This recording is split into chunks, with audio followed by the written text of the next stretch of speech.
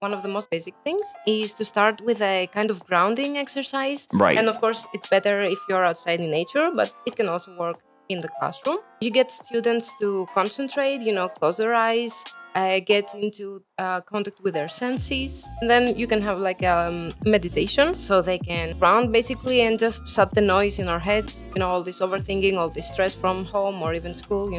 So basically, you get them into a state where they can start responding more naturally. What we believe is that by mentoring, improving this connection, internal and external, we can heal ourselves. What if the human psychology and our natural environment were interconnected? Would it offer insightful answers to some of our existential questions? How would it transform education, making classrooms greener? In this digital and technological era, where saving the planet has become a pressing matter, well, this is what we're discussing today with Maria. She's an applied ecopsychologist and fellow teacher. Welcome to the show. Thanks for having me, and I'm really happy to be here. It's a pleasure. So, what is ecopsychology? Ecopsychology, as the name suggests, bridges the fields of ecology and psychology. Of course, it's a very wide field, but what I have been trained at is applied ecopsychology. So just a disclaimer, I'm not a psychologist per se. I'm an ecotuner, basically a facilitator on reconnection with nature. Right. And what led you to this field? That's a great question. Actually, I was at the end of my own healing journey, let's say, and I was very interested in learning more about how can people heal psychologically and get through their problems.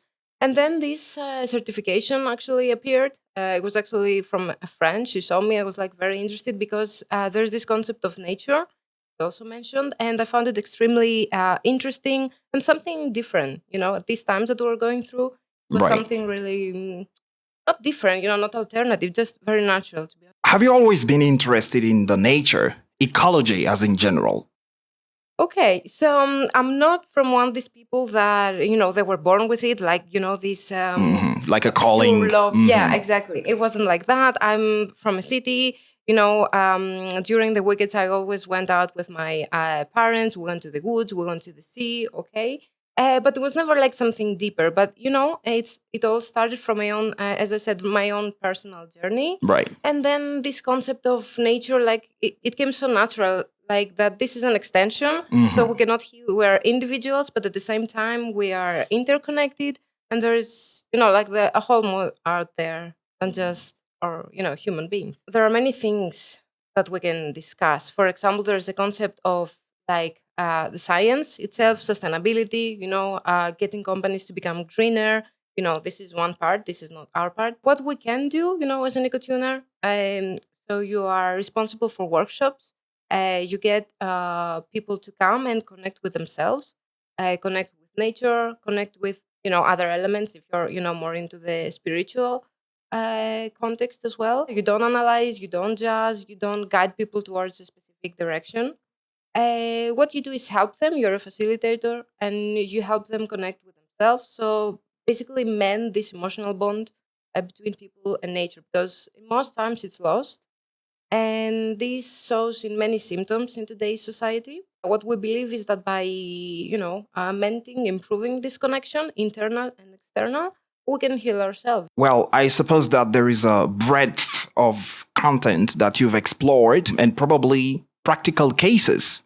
So, you as a teacher, how has it affected your teaching practices? The basic thing is like to make everything a bit greener. One of the most basic things is to start with a kind of grounding exercise. Right. And of course, it's better if you're outside in nature, but it can also work in the classroom. You get students to concentrate, close their eyes, get into contact with their senses, with themselves, with other kids.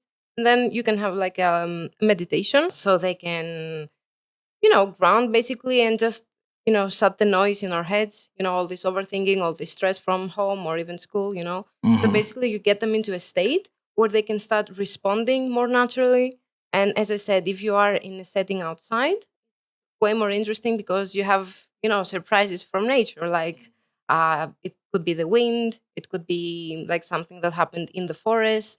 You have all this information. So it's a mixture. You have to keep a balance between, okay, I'm a teacher, I'm teaching right now. In my case, I'm teaching English, but at the same time, it you have to kind of let it free, so that nature inspires us and directs us. I'm the type of people who would go to a park or any natural place sometimes just to rewind, not hearing the acoustic pollution of the city and just getting in touch with natural sounds, animals, squirrels, whatever it is. And then when I get back from there, it relieves me actually from so many things I have in my mind and I feel refreshed.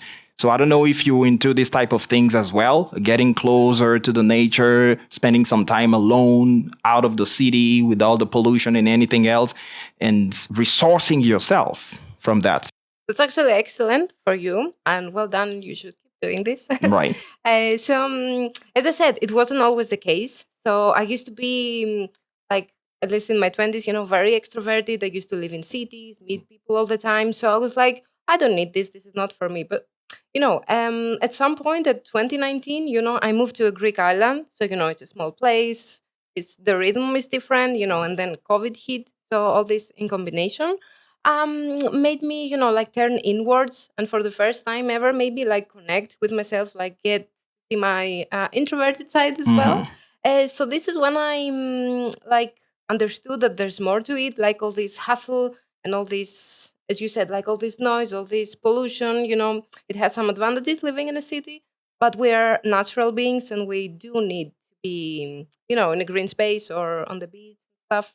So what I really like doing, in the mornings, for example, I have a ritual. I always need to be in front of my window. I need the sun to sip my coffee or tea. Something like a small meditation for me, and like set a purpose for the day. Um, this can be inside my home, and then I always have a walk, like 30 minutes, not much, but just to connect, as I said, with myself. Now it's in a park, of course. I'm here, but it used to be on the beach as well, like, or depending on where you live. It doesn't have to be, because some people have this image, that water is the only healing element, or it has to be something green. But in reality, it's everything that makes you feel, relaxed. So I love, yeah, walking barefoot as well. Scientifically proven, and that also helps you, as you said, refreshes you and gets the bad energy away. Yeah, I think that's it. And then Everything is depends. going digital now. So I guess it would be kind of hard to brush the technological aspect of a classroom in 2024. So, how do you keep your classroom green and not outdated? Okay, so of course, being an ecotuner and having all this interest doesn't mean that you're gonna just abandon everything. As you said, we're in 2024. This is natural now, and we're not going back into caves. No, this is not the case, and this has to be highlighted. Of course, I incorporate technology. I do want my students to have fun, to play all these interactive, sorry, games. But at the same time, from time to time, you have to remind them that there is more to it. I think if you just make a conversation and you start, even making, how can I say, connection, like this Right. is the thing, because new generations have been born actually within mobile phones. They are everywhere on applications, videos, they record themselves. It comes so easy to them, unlike older people. So this is where we're going. Of course, we accept that it's nice. We can have like amazing inventions, but at the same time, like if they can understand that nature is our house, I mean, the earth is our house, and we have to protect her, and we live in accordance with, yeah, with a more natural way of life, but at the same time being, yeah, technological. Then this is amazing. This is the goal, actually. Have you had any experience being healed by the nature as such? Yeah. Oh, that's. I'm gonna share something quite private, actually. I had to catch a flight, and for some reason, it was a personal thing. I got triggered, and it was almost to a panic attack. I was very stressful. I was so close to like saying, "I don't want to get on this plane. Like, I cannot do it right now." I had the airport was close to my house, so I had some time, and it was like, "Okay, you're gonna calm down, or you're not going." And then I'm thinking like immediately, you got some things from your training. I just tried the most basic thing, like go and touch your plant. I had a plant at the time, like I put my hands into the pot. I know it sounds weird to some people, but I just stay there, and in like 15 minutes, I got totally relaxed. So at least for me, it works. It was amazing. First time, it was so. Are you interested in psychology? Yes, actually, yes. I've been reading books since I was a teenager. Yeah. It was actually my second choice, before I got to university. I was like, should it be English? Should it be psychology? Yeah, in the end, it was English, but, it shows up again. Okay. So, Do you sometimes observe the psychological patterns in different students in your classrooms and try to label them and see how to approach them somehow? So, what are some of the particular profiles that you have noticed over time? Different personalities and how personality affects learning, language learning in your case.